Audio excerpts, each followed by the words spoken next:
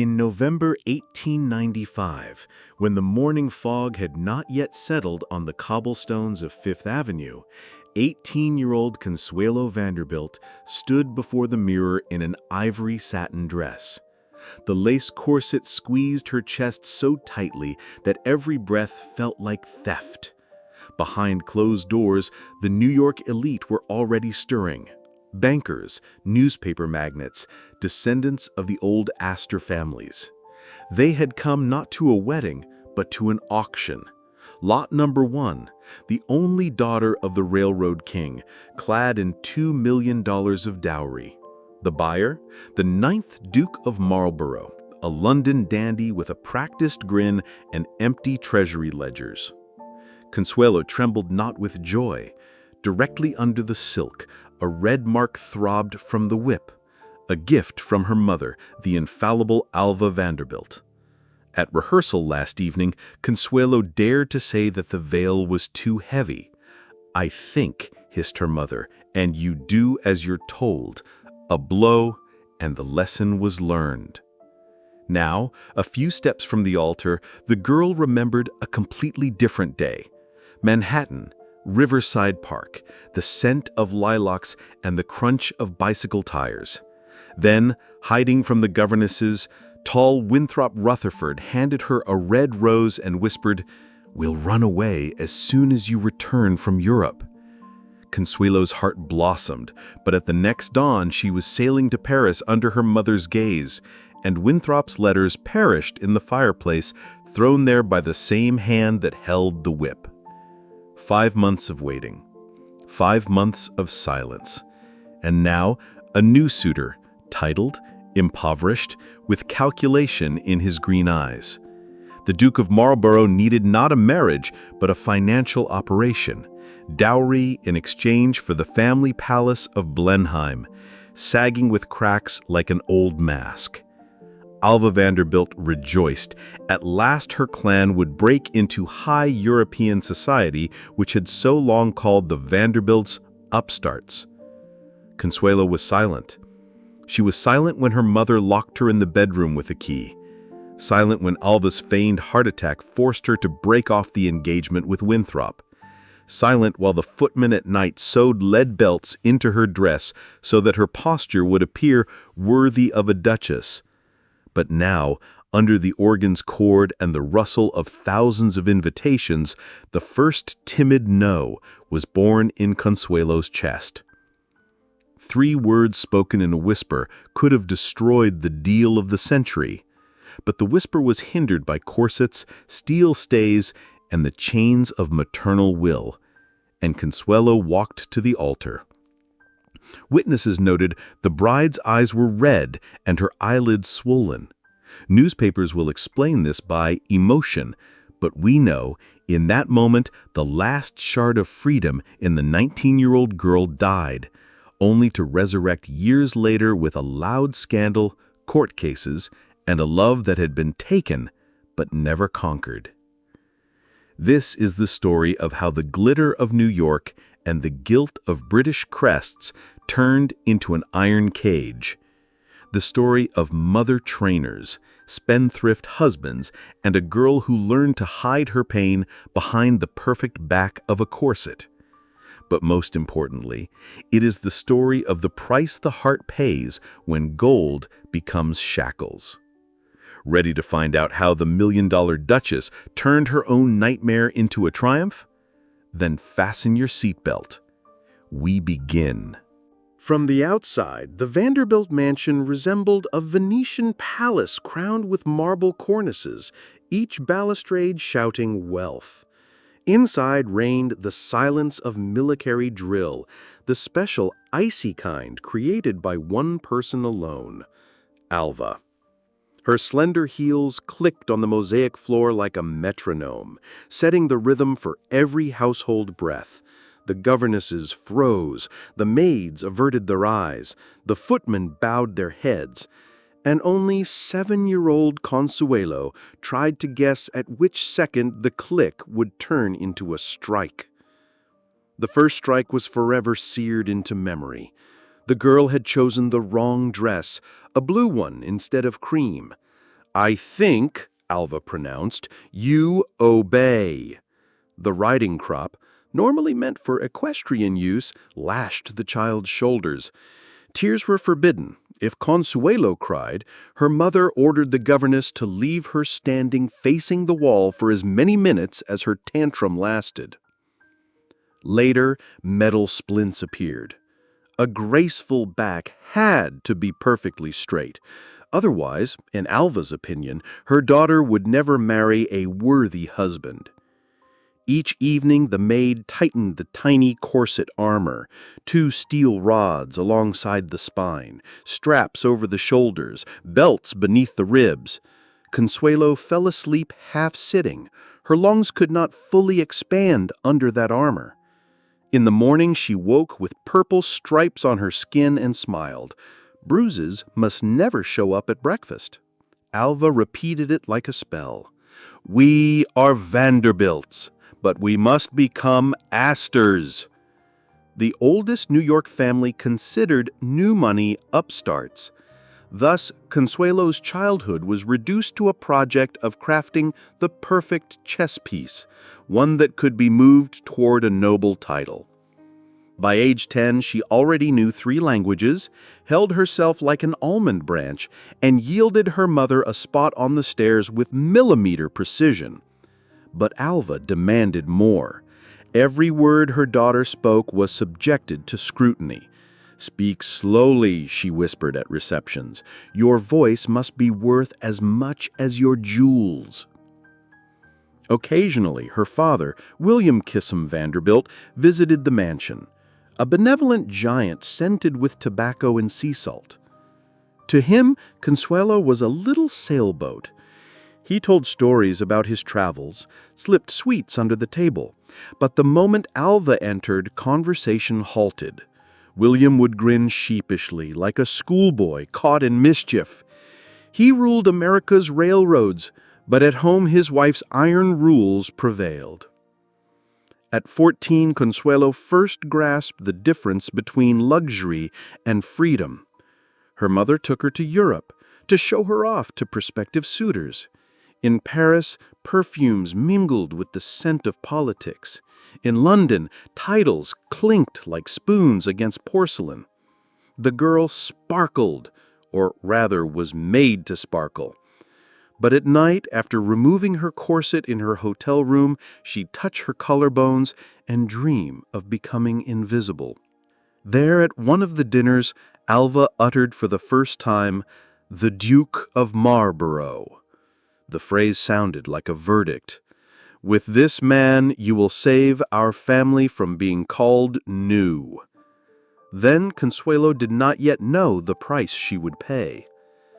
Back in New York, she tried to find a loophole. It came in the form of Winthrop Rutherford.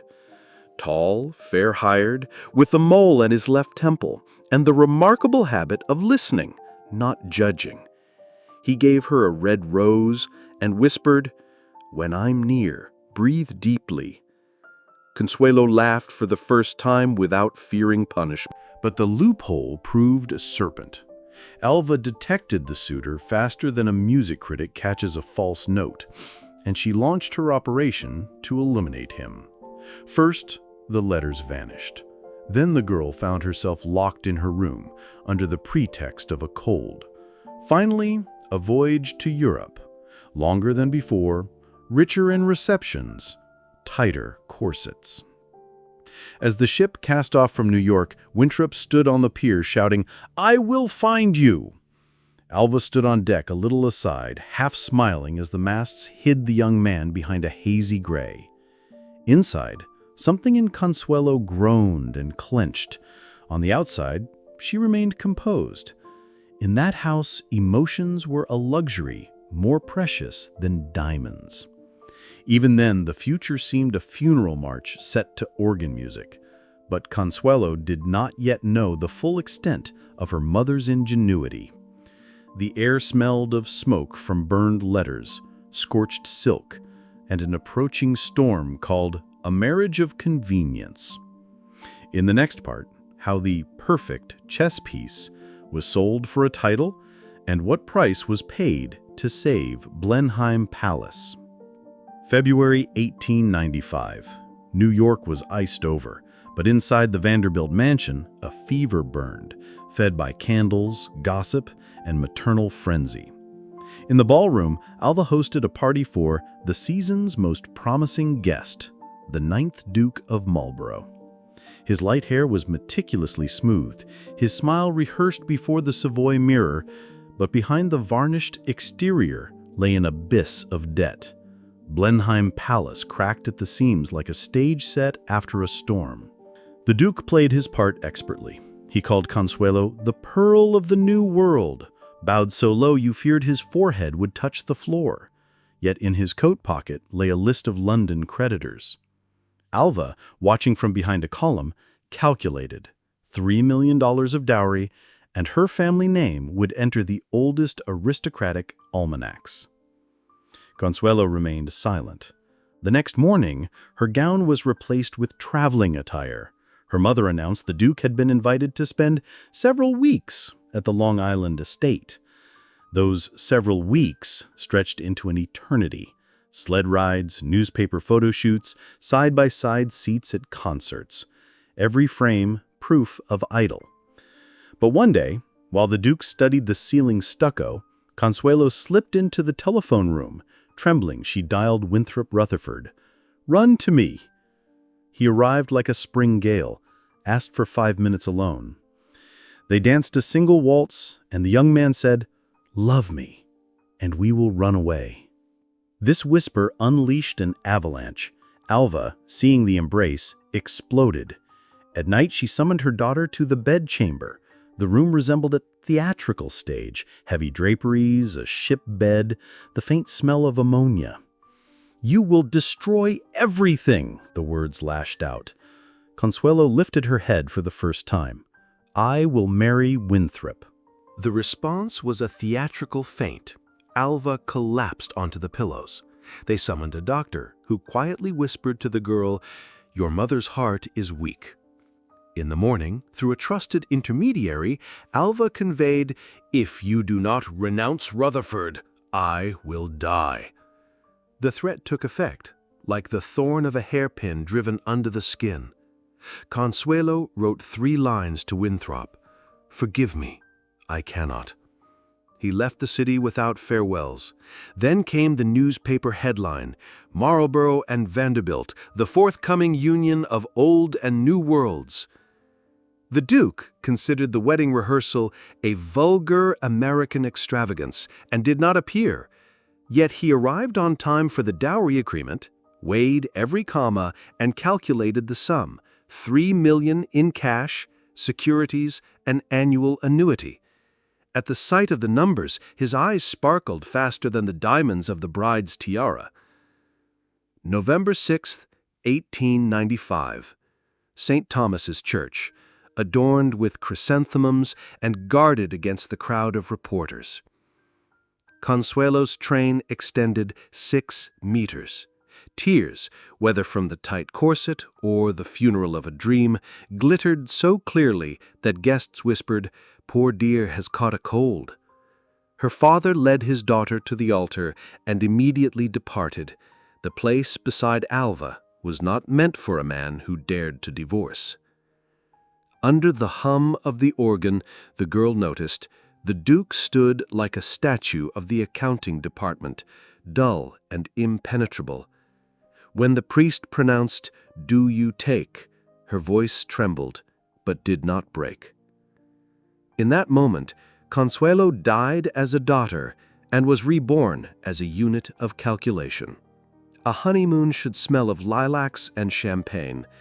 Their honeymoon smelled of the must of majestic halls and the ink of congratulatory letters that the Duke reread aloud, savoring every name of earls and lords.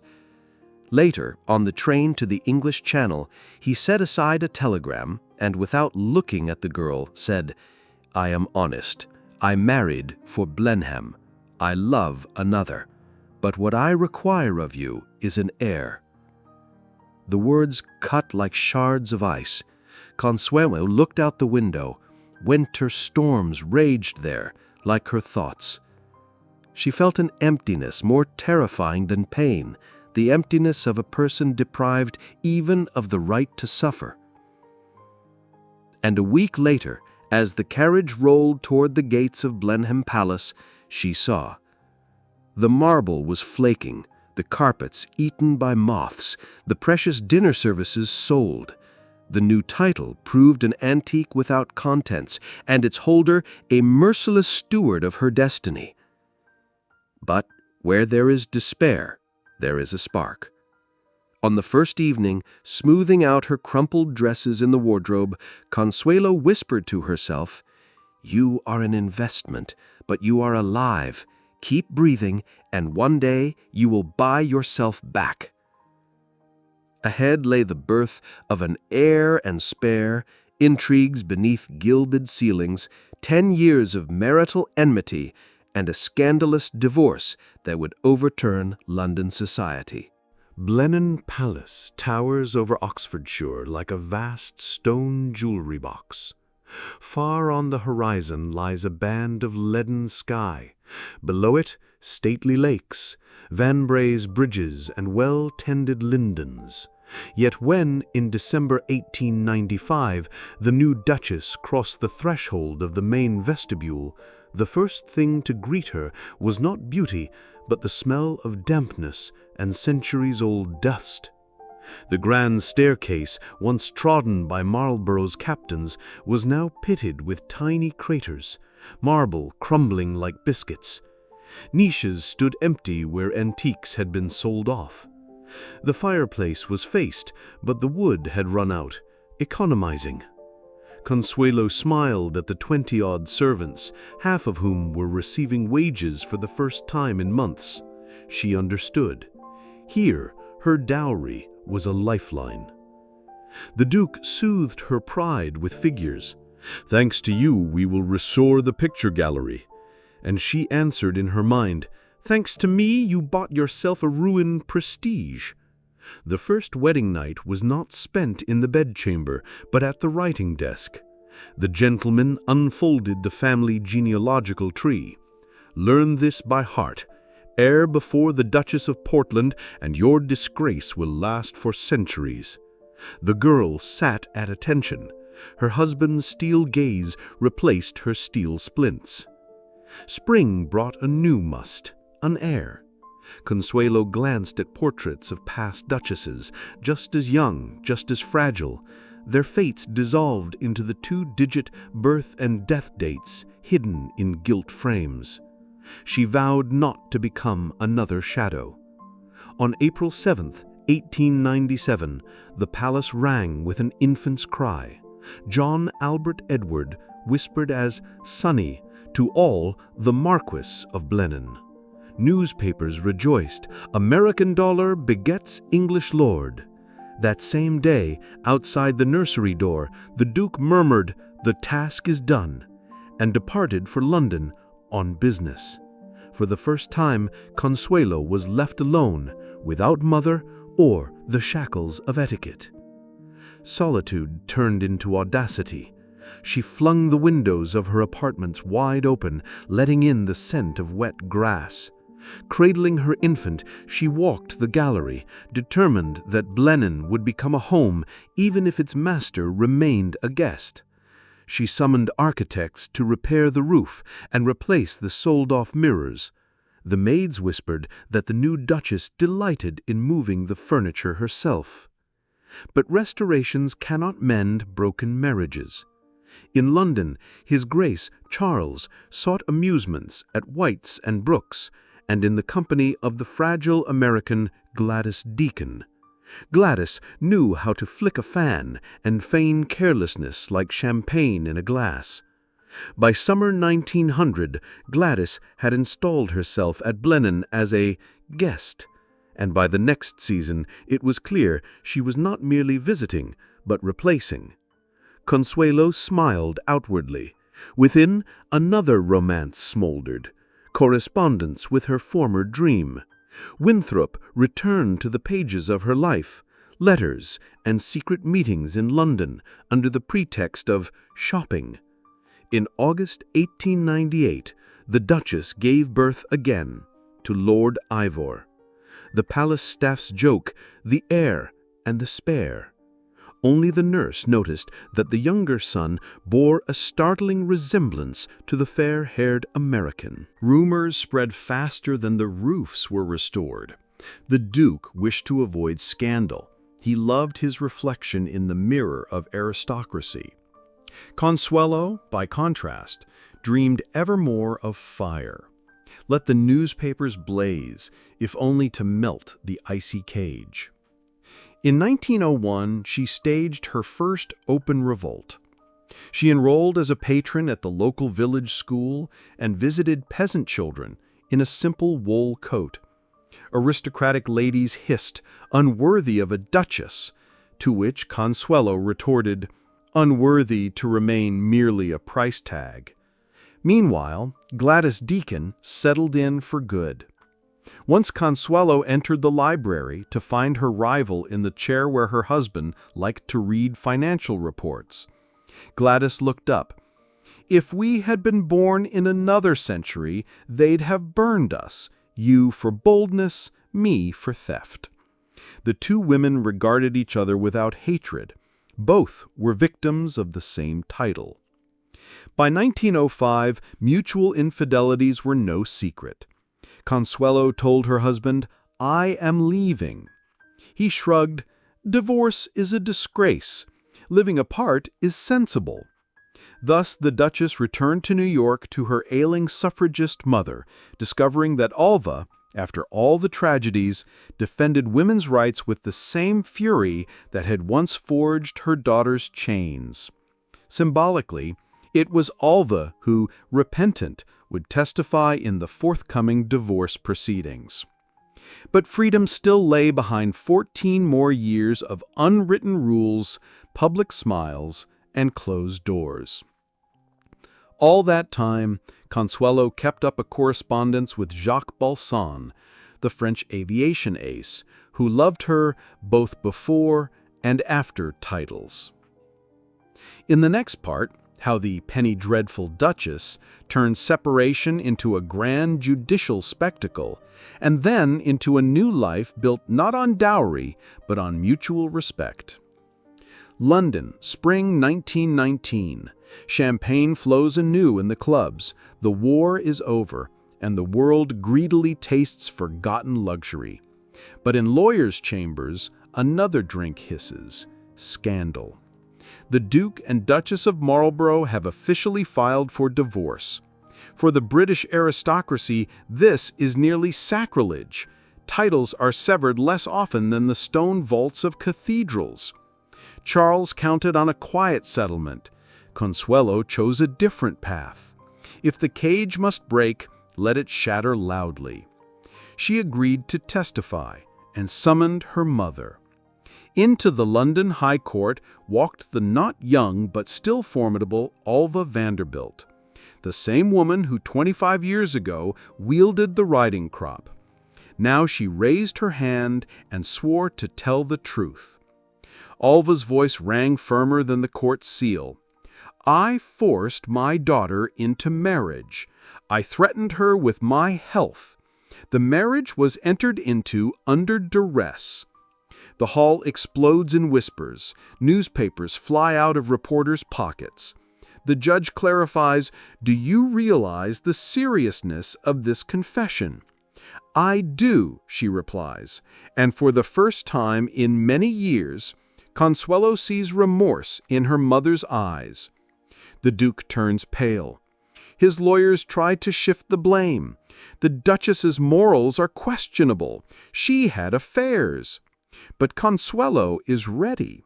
She rises, self-possession incarnate, and speaks of locked doors, destroyed letters, the steel splints of her childhood, of how on her wedding night she was told that her husband's heart belonged to another. There is neither hysteria nor vengeance in her voice, only precise strokes of a portrait painted in blood on velvet.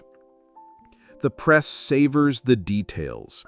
The Times debates its headline: "American Woman Triumphs Over the Duke." Journalists recall how once she was called the Dollar Bride. Now that dollar label peels away like old gilding, revealing the living steel of her character. August 10th, 1921. Court decision: marriage annulled on grounds of coercion and incompatible treatment. The Duke deigns the right to marry Gladys Deacon, who all this time was being measured for a new crown. But the title of Duchess remains with Consuelo, along with the dowry she long ago turned into charitable foundations for schools and hospitals. That same day, while the ink on the decree is still wet, Consuelo boards a train for Paris.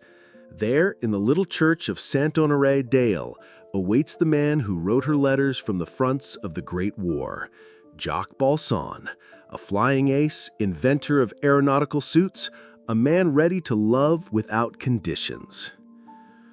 On July 4th, 1921, they exchange rings, symbolically on Independence Day, as if to confirm her life now belongs only to herself.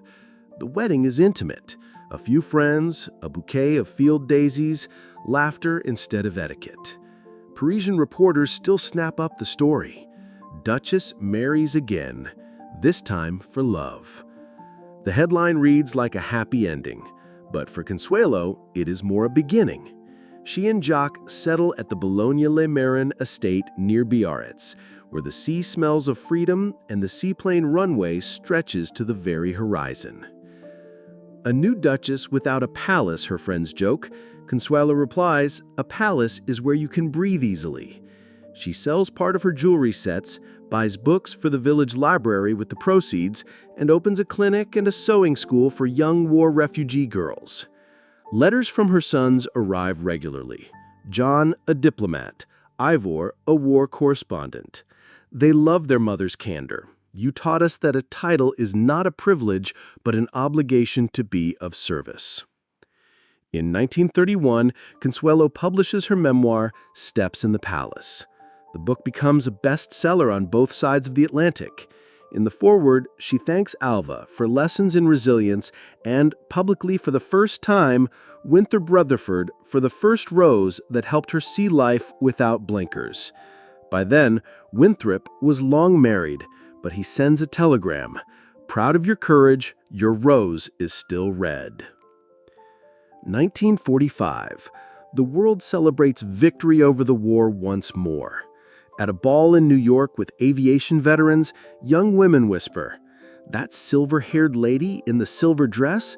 The former Duchess. They say she saved thousands of children's lives." Consuelo smiles and corrects them. Not former, just a Duchess in her own way. She lives until 1964, outliving many journalists who saw her only as a price tag. On her tombstone in Florida will be engraved, Consuelo Vanderbilt Balsan, 1877-1964. Love above titles. Thus ends the story of the girl forged by her mother for a bargain and by fate for triumph over her own shackles. And if ever in the Blenheim Palace Museum you see a portrait of a young woman in a pearl tiara, remember that beneath that tiara lay a steel circlet, but beneath the steel grew a heart that preferred freedom to all the gilding in the world.